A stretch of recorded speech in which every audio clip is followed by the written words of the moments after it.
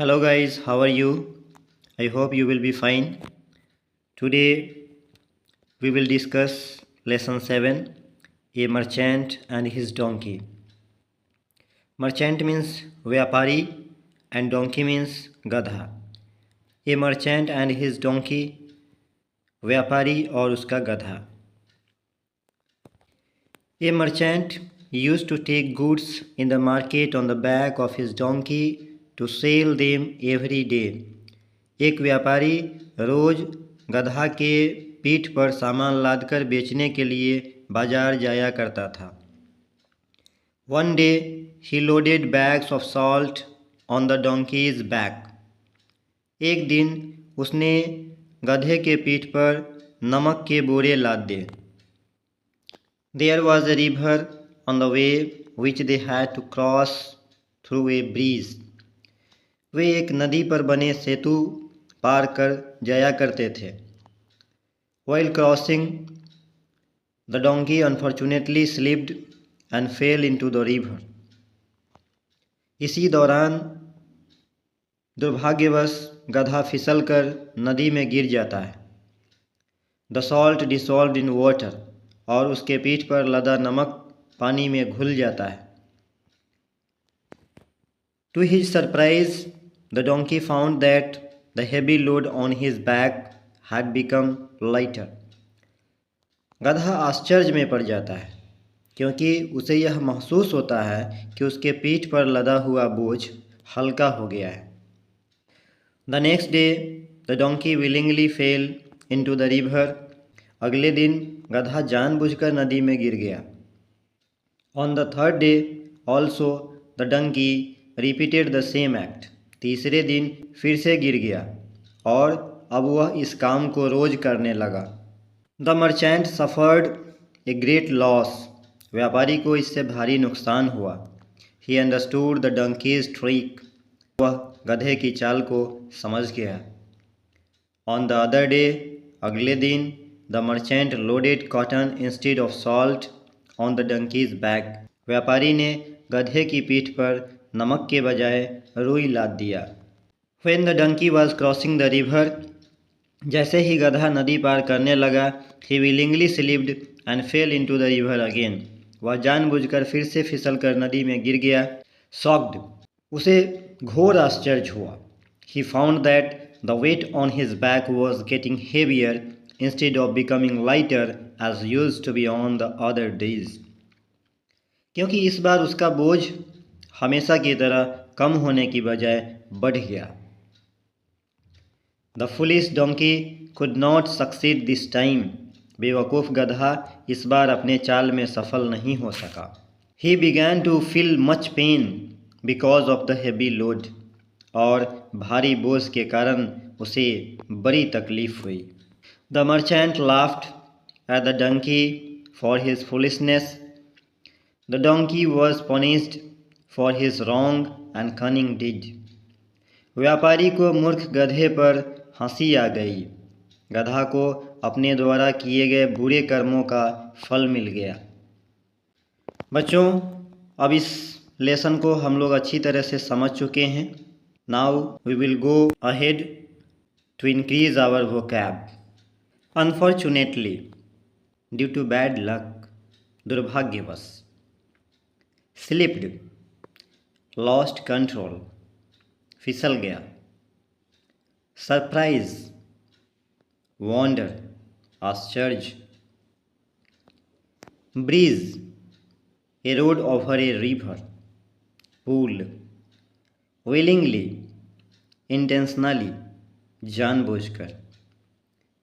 Repeated, doing the same thing again and again. Heavy, having weight, भारी. Trick, cleverness, चाल. Foolish, silly, बेवकूफ़, मूर्ख. Punished, hurt for doing wrong, सज़ा मिला. Cunning, being too clever, धूर्त.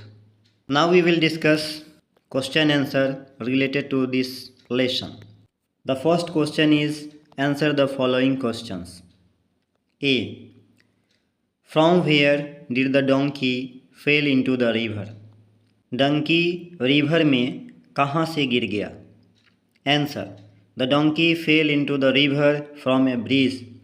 Dunki river में bridge से गिर गया.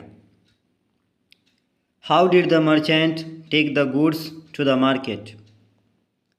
मार्केट में मर्चेंट गुड्स को कैसे ले जाता था? गुड्स मीन्स सामान. Answer. The merchant took the goods to the market on donkey's back.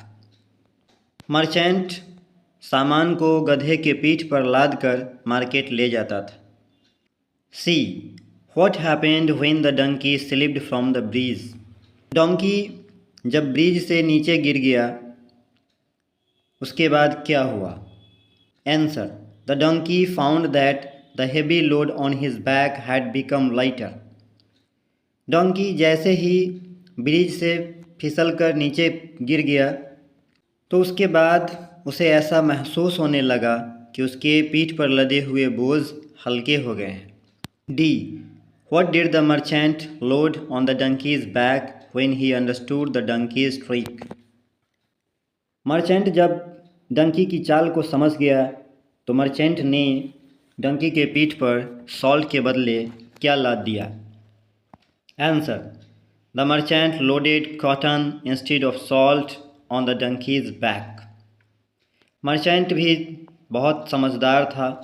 उसने डंकी के पीठ पर सॉल्ट के बदले कॉटन लाद दिया. 2. State if the following sentences are true or false. A. The merchant suffered a great loss. Merchant को बहुत बड़ा घाटा हुआ. True. B. The salt did not dissolve in the water. नमक पानी में नहीं घुला. False. C. When the cotton was soaked in water, it became very heavy. जैसे ही कॉटन पानी से भीग गया वह बहुत भारी हो गया. True. D. The merchant cried at the donkey for his foolishness. व्यापारी गधे की मूर्खता पर रोने लगा. False. बच्चों, मर्चेंट गधे की फुलिशनेस पर रोने नहीं बल्कि हंसने लगा था. So this sentence is false here. 3. Fill in the blanks with the words from the lesson. A. When the salt mixed in water, the load became dash. Answer is lighter. When the salt mixed in water, the load became lighter. B. The donkey willingly dashed and fell into the river. Slipped. So the sentence will be, the donkey willingly slipped and fell into the river. C. On the way there was a river which had to be crossed through a dash. Answer is breeze.